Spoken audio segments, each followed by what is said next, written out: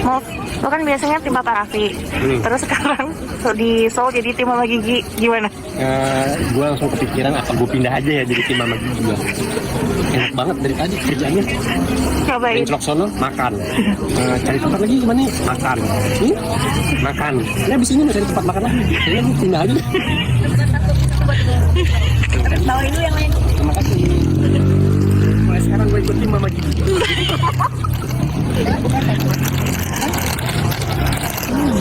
Ada enak kan tim Mama Gigi. Kalau di timnya bapaknya, kita nyari waktu buat nyempetin makan. Kalau di tim mamanya, nyempetin waktu buat napas dulu bentar buat nyiapin perut kosong.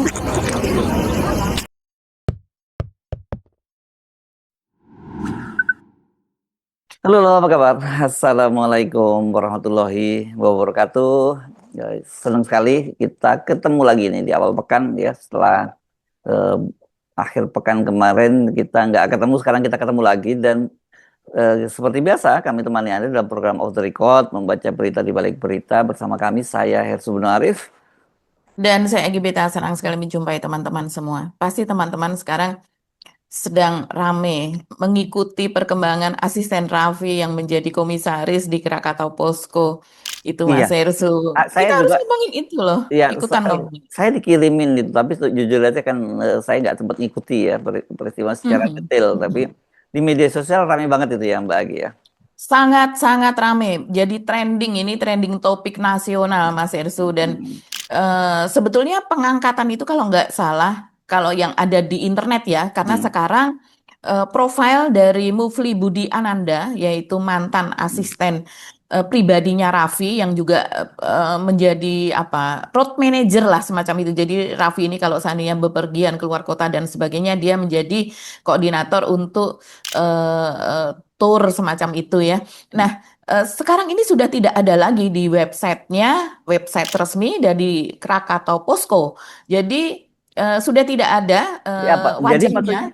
maksudnya soal urut nama komisaris dan sebagainya semua nggak ada, atau nama dia aja yang nggak ada?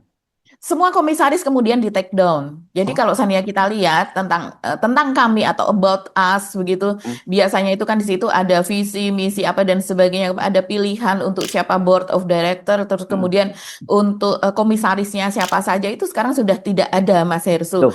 Jadi yang tidak ada adalah yang komisaris ini gitu. Tadinya Tapi direksinya sempat ada ya? di-screenshot oleh netizen. Iya. Direksi masih ada. Iya. Jadi untuk komisaris ini sempat di-screenshot oleh netizen begitu oke. ya.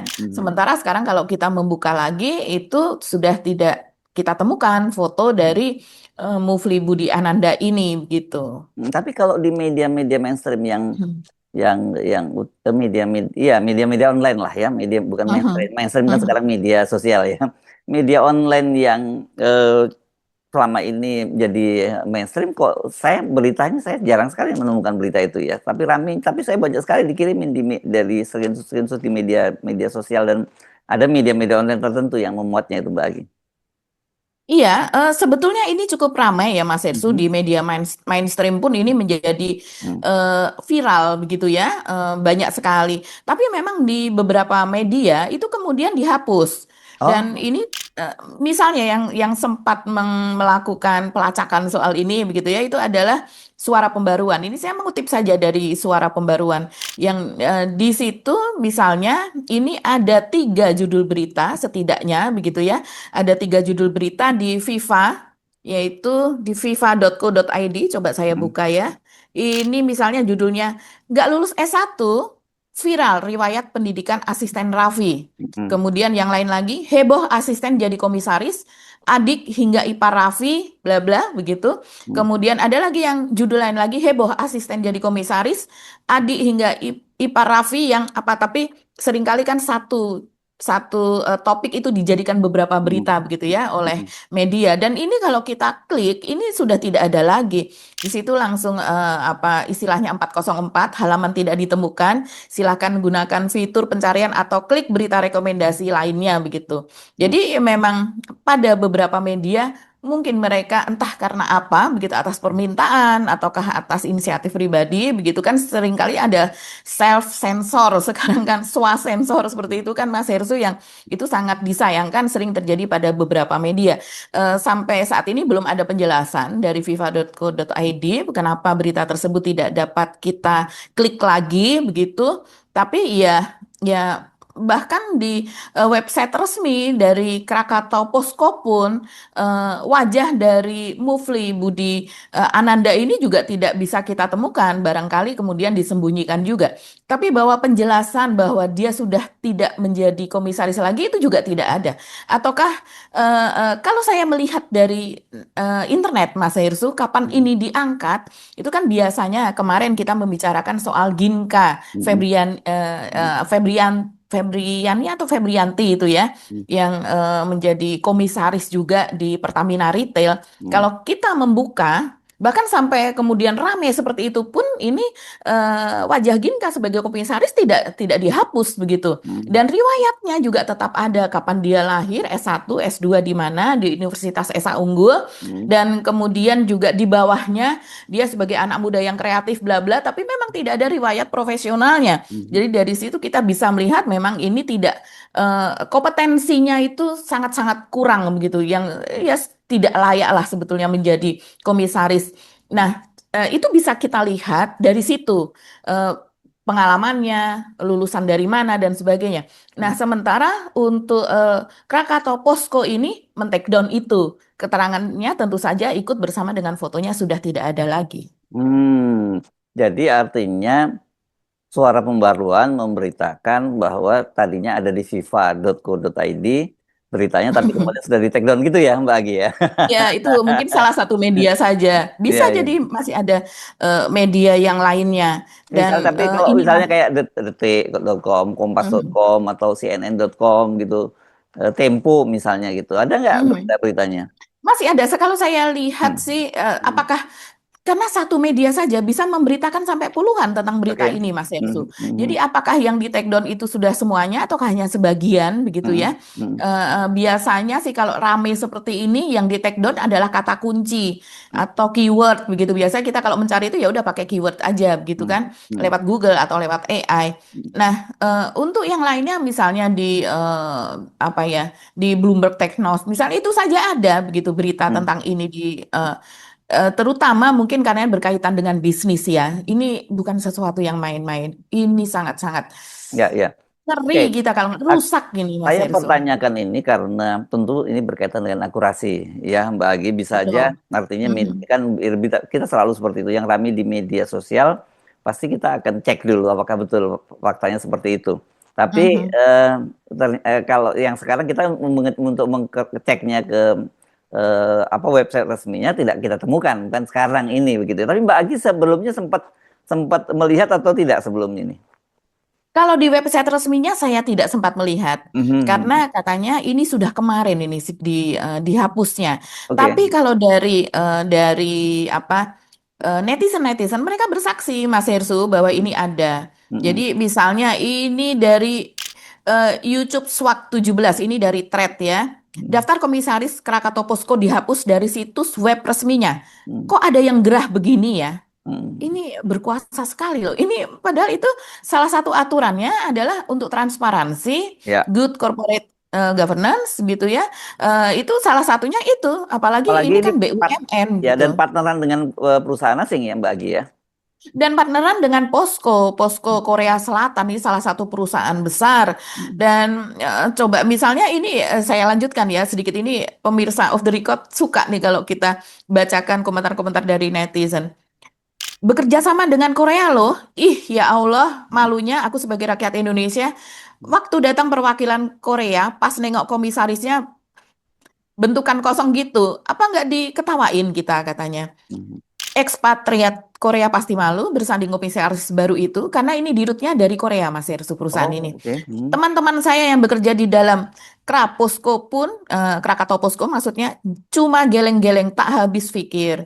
Loh, padahal ini informasi umum yang orang harus tahu, kata Dide Suka.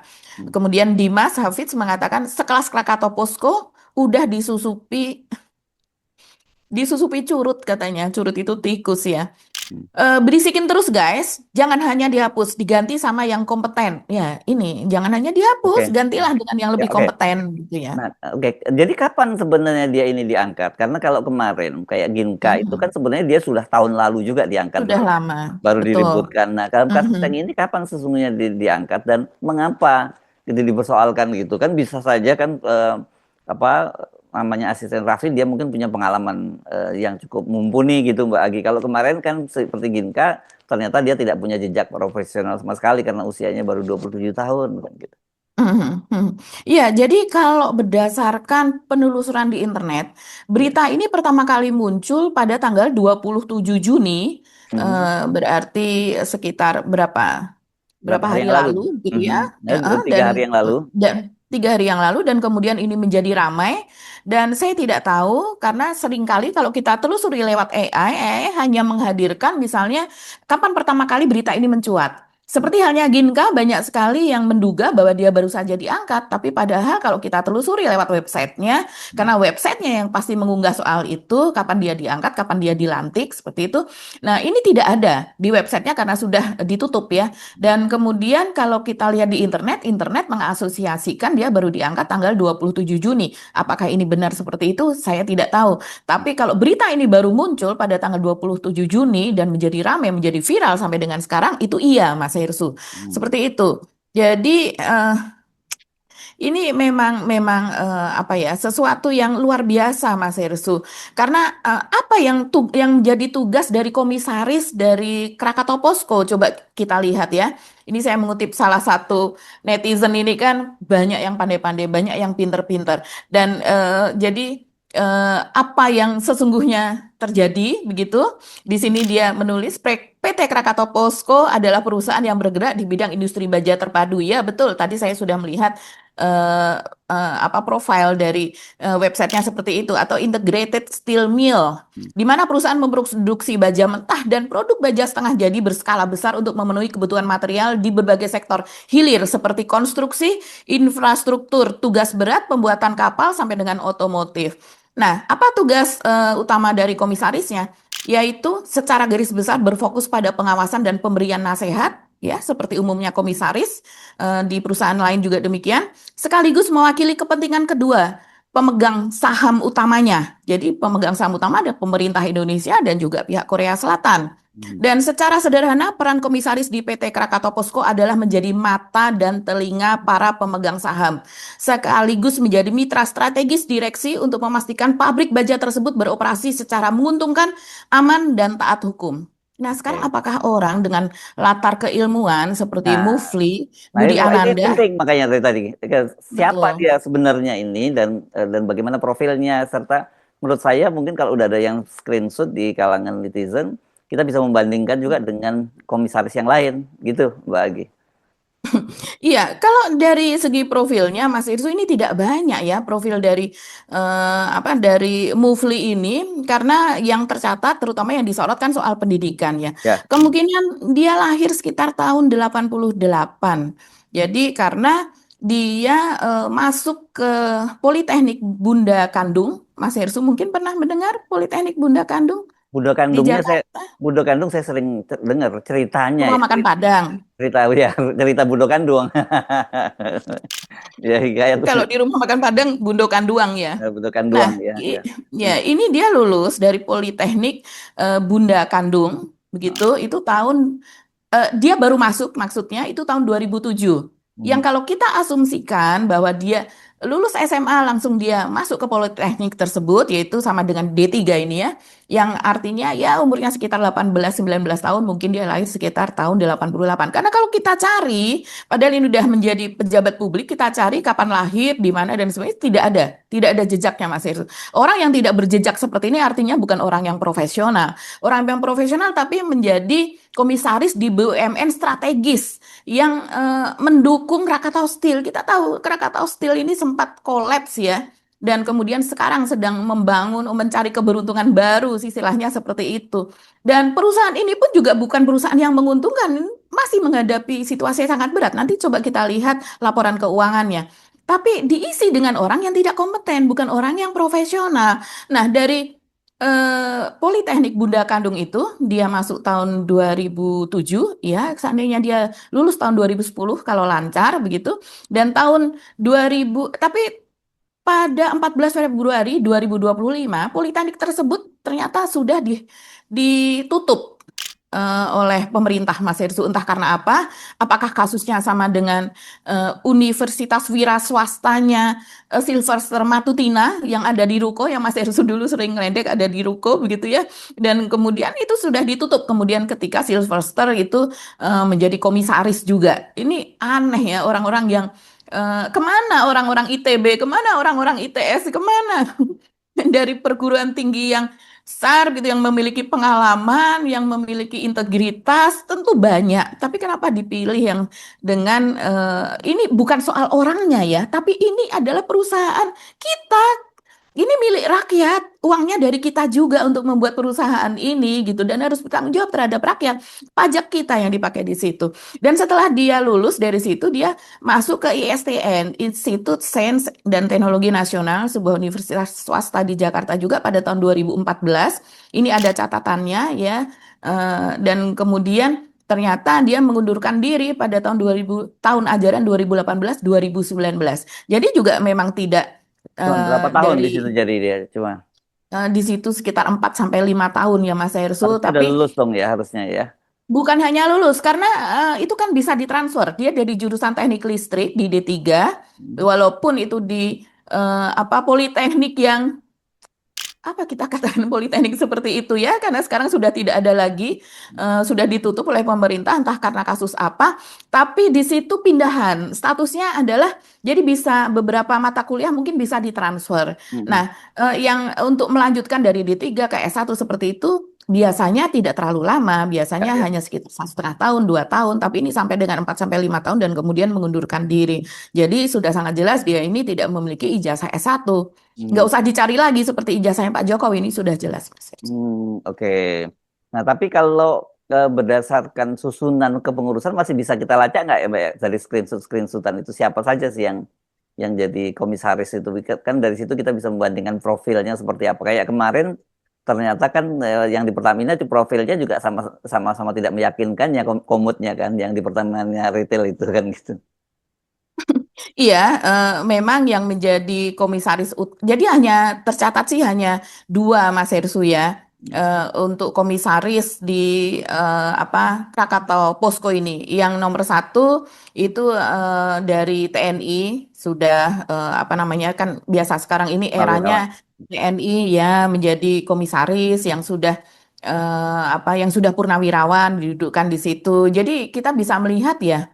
Ini kok kasihan ya bagi-bagi BUMN seperti komisaris BUMN seperti ini. Jadi yang komutnya itu dari TNI, dan kemudian yang kedua ya ini si Mufli ini tercatat hanya ada 2, dan kemudian direktur utamanya yang muncul itu dari pihak Korea begitu. Jadi gimana ya rasanya menjadi direktur utama kalau komutnya ya malah seneng, kurang terawasi sih kalau seandainya dia tidak seprofesional itu. Tapi Mas Herzu tertarikkah untuk melihat bagaimana kinerja dari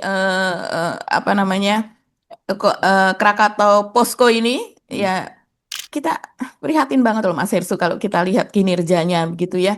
Karena memang di sini terlihat begitu bahwa mengalami kerugian, tapi kok malah dikasih komisaris yang tidak kompeten gitu. Coba kita lihat ya.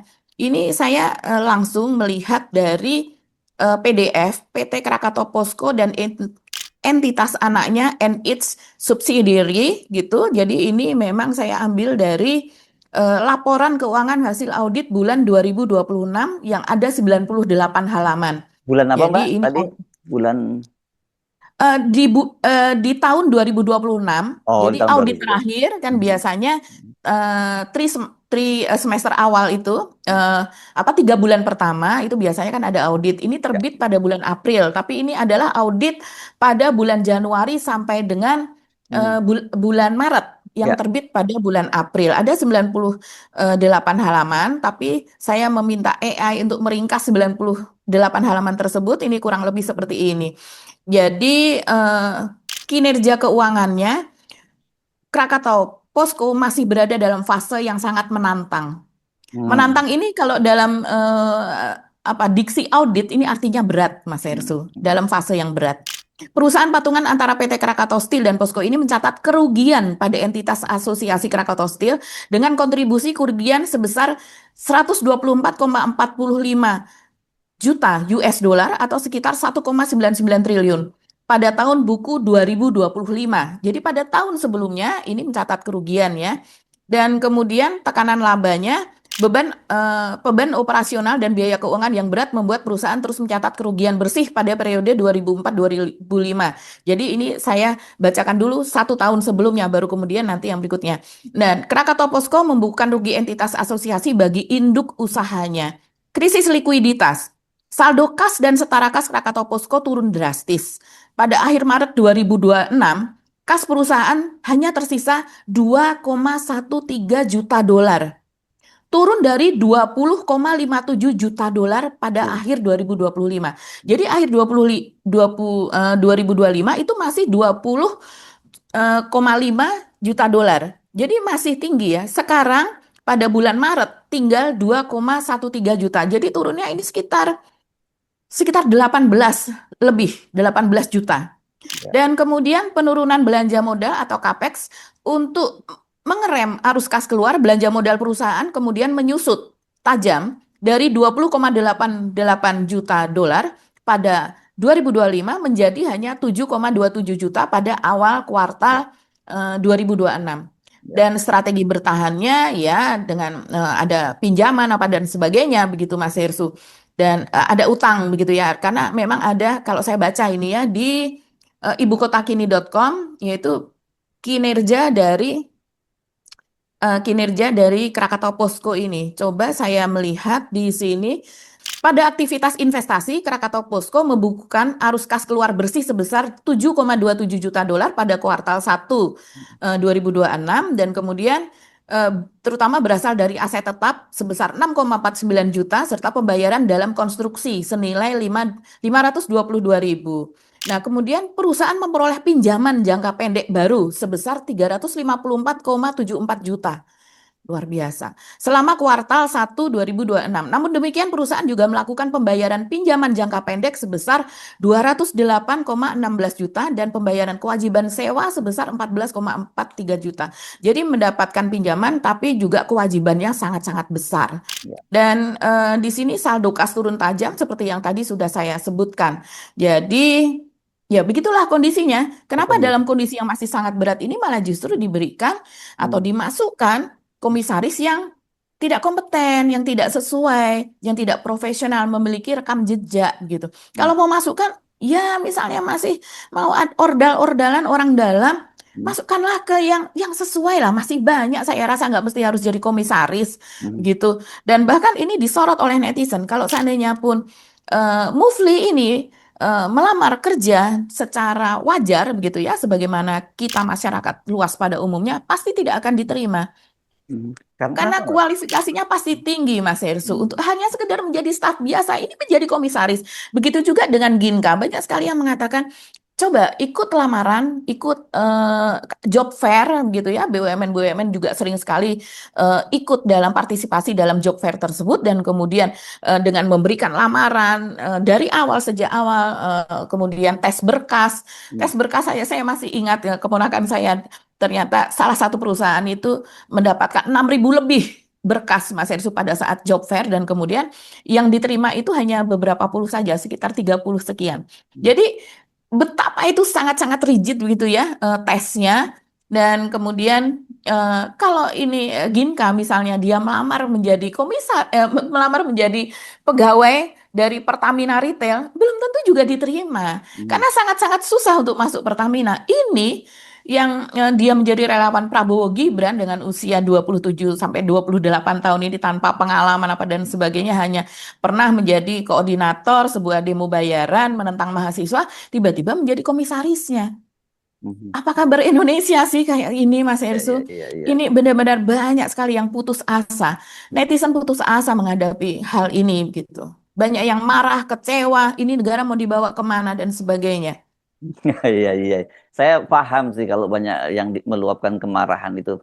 Tapi pertanyaannya apakah ini memang benar latar belakangnya pernah jadi apanya asistennya Raffi, sebutnya seperti itu ya Mbak Agi ya. Tapi Iya. apakah ada kaitannya kemudian dengan Raffi? Apakah pernah dipublish misalnya di akun Instagramnya atau di Oh iya. YouTube-nya? Mhm. Kalau kalau asisten-asisten Raffi itu juga memang dijadikan sebagai Oke. konten untuk Instagramnya. Ini kan modal sosialnya tinggi sekali Mas Ersu dengan apa namanya untuk menggait gitu, untuk orang melihat bahwa ini sesuatu yang sangat manusiawi, orang ini baik sekali, walaupun mungkin Raffi dan Nagita memang orangnya baik, tapi dengan itu diunggah itu akan membuat profil mereka menjadi makin baik lagi gitu. Makanya Hmm. mereka ini memiliki follower sekitar 75 juta lebih. Siapa? Bayangkan Mas Erzo, follower Instagram saja, ini belum yang lain-lain ya, itu sudah 75 juta lebih. Ini Raffi yang maksudnya ini tertinggi ya. di Raffi. Raffi dan Oh, bukan. Nagita, karena Oke, oke. akun mereka menjadi satu ya, Raffi Nagita 1717 itu. Dan 75 juta itu yang terbesar. Di mungkin waktu itu ketika masih 77 juta saja sudah menjadi yang terbesar di Asia ya. Mungkin sekarang juga tetap menjadi yang terbesar di Ya, Asia. Malaysia aja kan penduduknya cuma berapa? 26 juta ya kalau tidak salah ya. Itu sampai Penduduk bayi-bayi. negara-negara jiran, negara tetangga kita kan sedikit-sedikit ya. Thailand hanya berapa, Singapura hanya berapa, apa Brunei. Myanmar hanya berapa. Ini ya penduduk beberapa negara ini menjadi makanya kemudian eh, kenapa pengaruhnya sangat besar Mas Hersu? Saya rasa memang para politikus apa takut bersentuhan dengan Raffi karena iya dia Takut membawa atau masa yang sangat besar. mau justru malah senang kalau bersentuhan dong, Mbak, bukannya takut dong karena Bersenggolan lah. Kalau bersentuhan oh, itu mungkin dengan kasih sayang ya. Kalau ya, bersenggolan itu kan konfrontasi gitu lah kan, gitu, konfrontasi dengan dia. Oke. Ya. berkonfrontasi, memberikan komentar misalnya hal seperti ini kenapa tidak ada yang memberikan komentar sama sekali? Kenapa begitu kan? Oke, yang jadi pertanyaan saya apakah ini ada kaitannya dengan posisi dia sebagai asisten kemudian ditempatkan di sana itu yang saya penasaran gitu Mbak Agi karena kalau lihat komentar-komentar dari para netizen kan semua langsung Mhm. mengait-kaitkan dengan Raffi. Tapi jangan-jangan Raffi nggak tahu menahu gitu. Dia mungkin punya jalur sendiri. Ini cara ya. Saya berpikir positif Secara thinkingnya lah. bodoh. Ya, nggak positif thinkingnya lah gitu ya.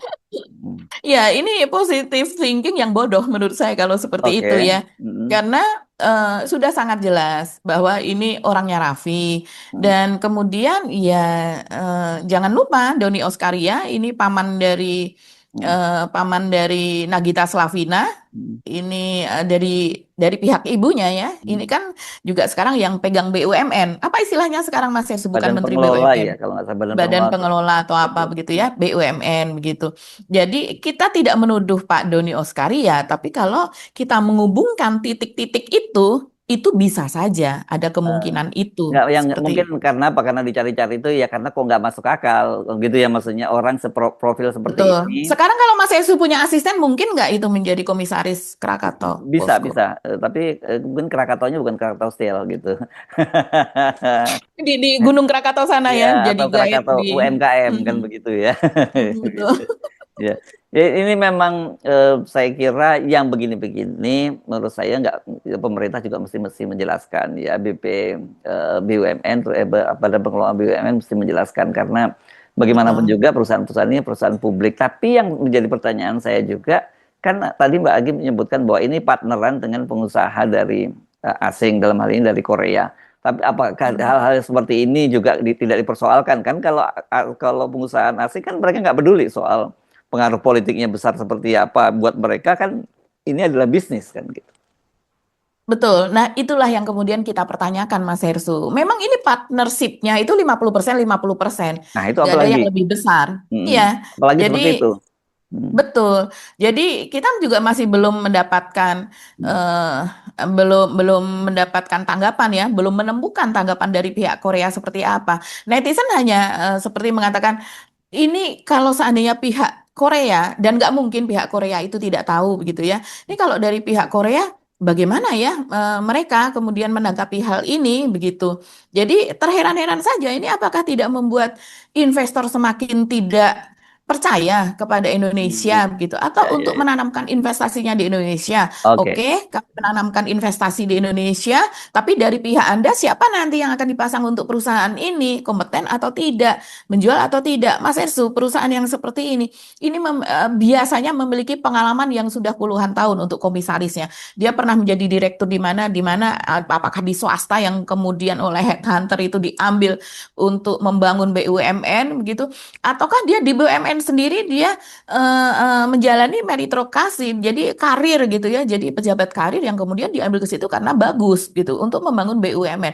Kita tahu Krakatau Steel ini kan beberapa waktu lalu ini kolaps gitu, dan sekarang mungkin sedang berusaha bangun gitu untuk eksis kembali. Ini salah satu perusahaan yang dari sejak zaman dulu, dan ini salah satu perusahaan yang menguntungkan karena bahan-bahan yang mereka olah itu semuanya ada di Indonesia, kecuali ya ketika itu nikel dijual ke Cina, kemudian dari Cina menjadi produk setengah jadi baru dikirim lagi Krakatau Steel, kemudian baru membeli dari Cina dengan harga tinggi padahal dijual sebagai bahan mentah ke Cina dengan harga yang sangat rendah. Itu kan Ya, memang permainan di zaman pemerintahan Jokowi ya. gitu. Ya, saya kira penting ini untuk memberikan penjelasan, bukan hanya karena saya kayak halnya begini, jangan dianggap bahwa ini hanya diributkan oleh para netizen di dalam negeri. Pasti apalagi kan netizen di Indonesia itu terkenal berisik itu dan bisa tembus dunia tuh biasanya yang rame-rame begini. Betul. Ya, pemerintah harus Iya, menjelaskan itu soal-soal begini.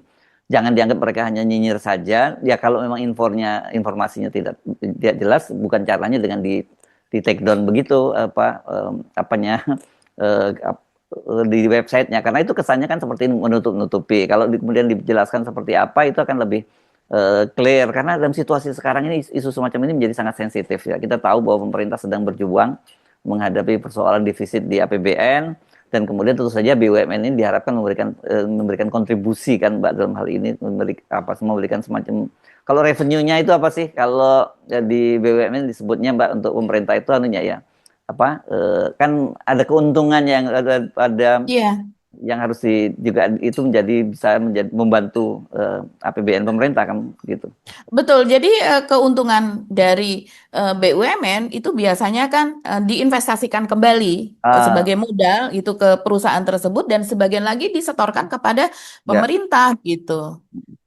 Oke, Mbak Agi ya, apa boleh buat kita masih terus membahas hal-hal yang begini yang seharusnya ya kalau kita udah negara ini mau maju kita nggak ngomong-ngomongin hal yang semacam ini gitu.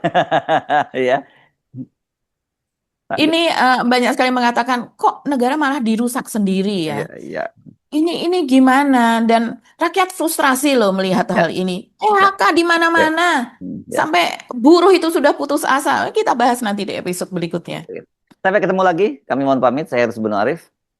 Dan saya Gebeta, terima kasih atas perhatian teman-teman semua. Tetap salam akal sehat. Wassalamualaikum warahmatullahi wabarakatuh. Waalaikumsalam warahmatullahi wabarakatuh. Di Indonesia lagi ramai karena banyak orang-orang nggak jelas ditempatin di kursi komisaris BUMN. Apakah di Jepang juga seperti itu? Sebenarnya Indonesia dan Jepang tuh dulu sama. Nggak boleh sembarangan orang ngisi kursi perusahaan pemerintah. Tapi di Indonesia peraturannya baru aja dicabut. Disclaimer dulu ya, gue nggak benci orangnya. Gue mau membahas akar masalahnya. Dulu, calon komisaris BUMN itu selalu diuji kelayakan dan kepatutannya oleh lembaga independen. Nah, tahun 2023 lewat penyederhanaan aturan, saringan independen itu dihapus. Sekarang penunjukan praktis ada di tangan menteri. Tanpa gerbang independen, ya wajar koneksi bisa ngalahin kompetensi. Ironisnya ada aturan lain yang menyebutkan kalau komisaris itu harus punya pengetahuan memadai tentang BUMN yang dipimpin. Tapi tanpa saringan independen, ya syarat itu wajar banget dilangkainnya gampang. Ini bukan opini gue doang loh. ICW juga udah nyebut kalau kursi komisaris BUMN ini jadi ajang bagi-bagi kursi dan jabatan atau politik balas budi.